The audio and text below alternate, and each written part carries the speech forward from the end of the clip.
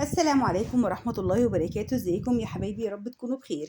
النهارده هنعمل مع بعض الفراخ المشوية في الفرن بدون فحم ولا دخان ولا حتى شواية، وهتعمليها وهتطلع معاكي طرية جدا جدا وبتدوب دوبان، والتتبيلة روعة، ولا الطعم حقيقي من أجمل وأطعم الفراخ المشوية اللي هتدوقيها في حياتك. ده غير كمان اننا هنعمل لها خلطة خضار مشكل هتتشرب منها الفراخ وهتضيف لها طعم مميز جدا، هتخلي الفراخ ما تنشفش معاكي. ده غير انها هتبقى طرية جدا من جوه وبتدوب في البق دوبان.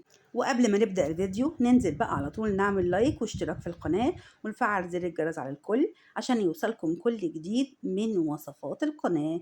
هنسمي الله ونصلي على الرسول وهنحضر القالب البايركس بتاعنا، وهننزل فيه بثلاث بصلات كبار متقطعين كده جوانح زي ما احنا شايفين او طرنشات رفيعة، وهننزل بشوية فلفل ألوان أو شوية فلفل أخضر المتاح عندك تضيفيه. أنا هنا كان عندي الفلفل الأحمر والأصفر والأخضر، فخدت من كل حباية نص واحدة وخرطتهم رفيع كده زي ما احنا شايفين. وبعد كده نزلت بثلاث طماطمات طرنشات برضو رفيعة نفس الطريقة دي كده، وهنقلب بقى كل خلطة الخضار دي مع بعضها لحد ما ياخدوا كلهم كده من طعم بعض. هنكون بقى محضرين راس توم كبيرة صحيحة، هناخد الفصوص بتاعتها زي ما هي، ولا هنبشرها ولا هنفرمها ولا أي حاجة، لأن أنا عايزة طعم التوم أو الأبخرة اللي جوه راس التوم تنزل كلها مع الخضار اللي أنا محضراه بالطريقة دي كده زي ما احنا شايفين. أنا حطيت راس التوم بحالها أو فصوص التوم زي ما هي، ونكون بقى محضرة التوابل بتاعتي: معلقة ملح كبيرة، معلقة فلفل صغيرة، معلقة توابل بهارات فراخ، معلقة كمون صغيرة، ومعلقة توم باودر وبصل باودر، ومعلقة قرفة. وهننزل بقى بالتوابل بتاعتي وهندعك كل الخضار بتاعي لحد ما نتأكد ان خلاص المية بتاعته بدأت تنزل من جوه الخضار، وده دليل ان الخضار بتاعي بدأ يمتص التوابل اللي انا ضفتها. شايفين انا بدعك الخضار كويس جدا جدا لحد ما يمتص كل طعم التوابل الموجودة. الخطوة دي يا بنات مهمة معايا جدا لأن هي دي أصل التتبيلة اللي أنا هتبل بيها الفراخ. شايفين البصل والطماطم والفلفل أخدوا كلهم اللون التوابل اللي أنا ضفتها ونزلوا المية بتاعتهم تحت في قاع البايركس. نيجي بقى لأجزاء الفراخ اللي أنا هستخدمها هنا معايا في الصينية ديت. أنا هستخدم أي جزء من أجزاء الفراخ.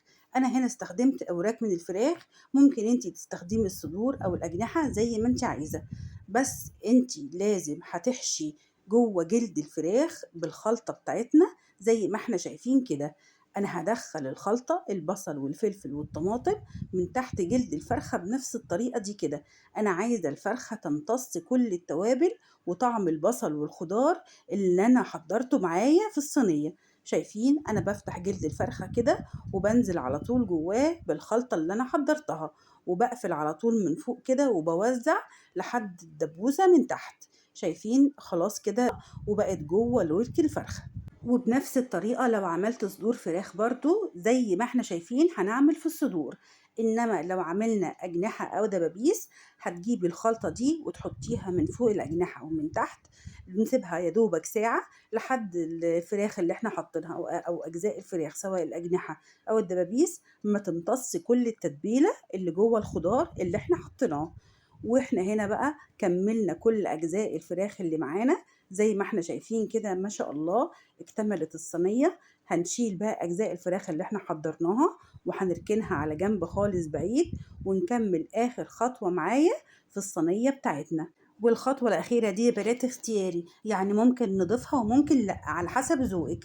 الخطوة ديت هنجيب بطاطستين كبار وهنقطعهم طرنشات زي ما احنا شايفين كده، وهنبدأ نقلبهم في الخلطة بتاعتنا عشان البطاطس تمتص من طعم التتبيلة اللي احنا تبلناها في البداية.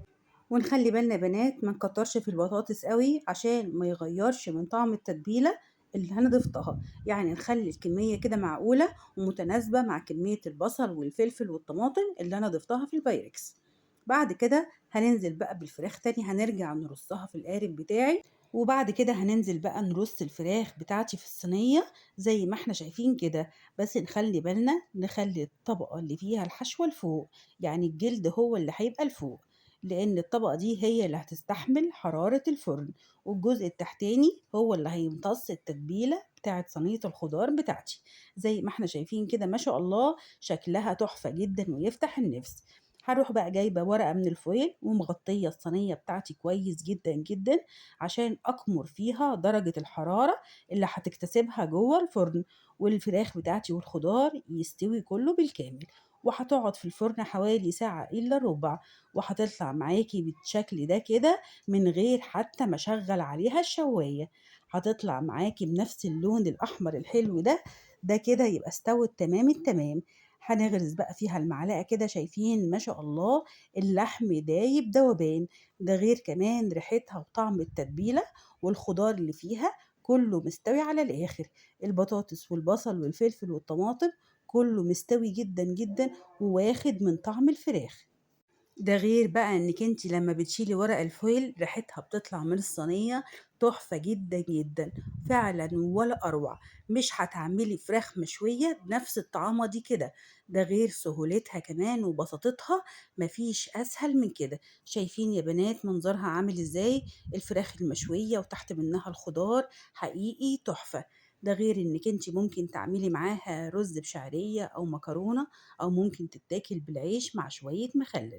وبكده نبقى خلصنا الفيديو بتاعنا النهاردة، الفراخ المشوية بالخضار في منتهى البساطة، حقيقي مش هتبطلي تعمليها. أتمنى الفيديو يكون عجبكم، وأتمنى لكم الصحة والسعادة وراحة البال. ما تنسونيش بقى في اللايك الجميل، وما تنسوش تشتركوا في القناة وتفعلوا زر الجرس على الكل. والسلام عليكم ورحمة الله وبركاته.